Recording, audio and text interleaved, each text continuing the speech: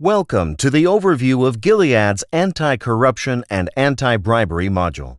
This brief 10-minute module will cover the fundamentals of our anti-corruption and anti-bribery policy and help you distinguish between permissible and impermissible behavior. It will also provide you with guidance on how to report suspected violations and who to contact with questions about our policy. Let's start with a quick check-in. Which of the following activities do you think are not permitted under our anti-corruption and anti-bribery policy?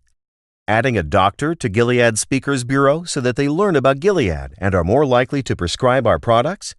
Hosting an insurance company executive on a 3-day tour of wine country as a thank you for agreeing to reimburse Gilead products? Making a donation to a politician's wife's charity in hopes that the politician gives Gilead favorable treatment? Accepting tickets to the World Cup from a vendor who is bidding for a Gilead contract. If you guess that none of these are allowed, you're right. They're all violations of our anti-corruption and anti-bribery policy, and they're not how we do business. At Gilead, we are committed to maintaining the highest standards of ethical and legal conduct. Our anti-corruption and anti-bribery policy was designed to ensure that our behavior is consistent with these standards and that our interactions with third parties continue to be marked by the highest degree of business integrity. It is important to ensure that we are abiding by our anti-corruption and anti-bribery policy for a number of other reasons. First, when pharmaceutical companies engage in activity that may improperly influence HCPs, patient safety may be placed at risk and medical decisions may be made on inappropriate criteria.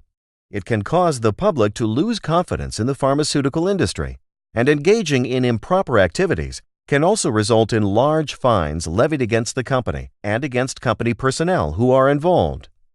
Employees and individuals can be sentenced to years in jail for engaging or assisting in improper activities or failing to prevent improper activities. Finally, at Gilead, our medicines are distributed throughout the world, and we must follow applicable anti-corruption laws, such as the U.S. Foreign Corrupt Practices Act and the U.K. Bribery Act. Both of these laws apply to all Gilead activities around the world. Further, every country in which we do business has its own anti-corruption law, and it's important to follow those laws as well. For all of these reasons, Gilead has an anti-corruption and anti-bribery policy available on GNet. You should take a moment to read and familiarize yourself with our policy. The policy focuses on interactions with third parties and outlines what you can give or receive from third parties. A number of the concepts should already be familiar to you from our business conduct policies and SOPs, such as our meal limits for meals with HCPs or our conflict of interest policy. At the core of our anti-corruption and anti-bribery policy is a prohibition against bribery or corrupt payments of any kind. This includes facilitation payments, which are small payments to individuals in their personal capacity to expedite routine government actions. Specifically, you cannot give or receive anything of value to any person that is, or might even appear to be, related to improperly obtaining or retaining business, rewarding business, or acquiring any other improper business advantage. It's important to note that this is forbidden whether done directly or indirectly, like through a third party. So let's go back to some of our earlier examples.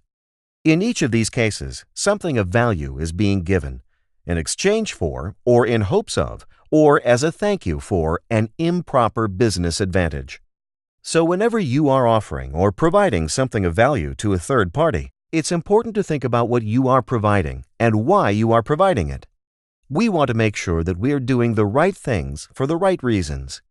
And since intentions can be hard for others to judge, it's also important to think about how our intent may be perceived, because there's what you intend when you're providing something, and then there's how it looks to other people.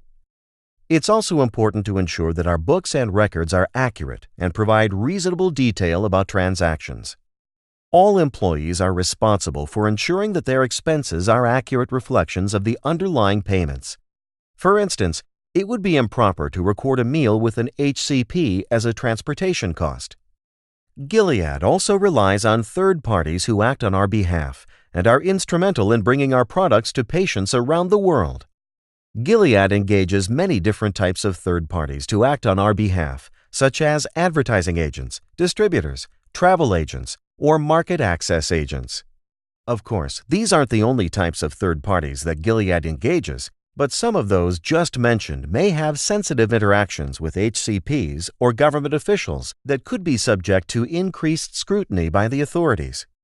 It's important to note that, under the anti-corruption laws, Gilead may be held responsible for the actions of third parties acting on our behalf. So, if you are engaging third parties, there are a number of steps that you should take. You probably do a lot of these things already, but let's go through them. To begin, before engaging a vendor, especially those that work with HCPs or government officials on Gilead's behalf, you need to research their background and qualifications. This step is sometimes called due diligence.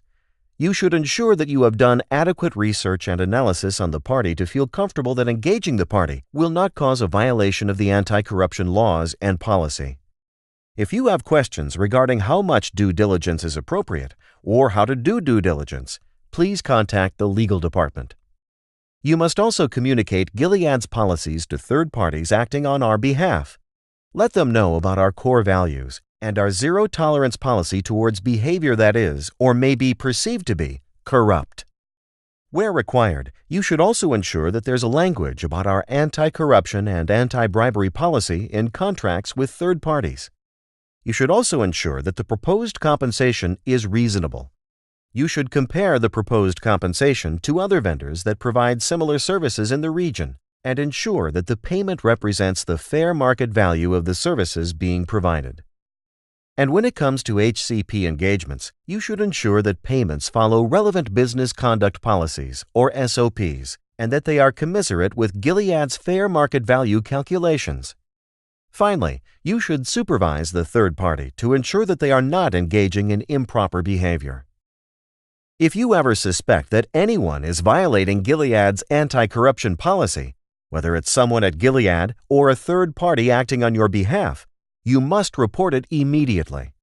You can do so by contacting the legal department, the ethics hotline, your management, or to any VP, SVP, EVP, COO, or our CEO. The ethics hotline can be dialed toll-free 24 hours a day, 365 days a year.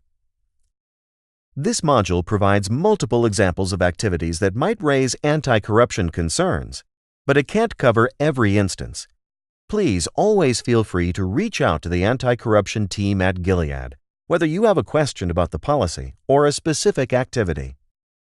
And if you ever find yourself in a situation where you aren't sure if an action may be a violation of our policies, please reach out before engaging in the activity so that the legal department may advise you. As a reminder, it is important to not only ensure that your actions comply with the written policy, but that your actions also comply with the spirit of the anti-corruption laws and anti-corruption and anti-bribery policy.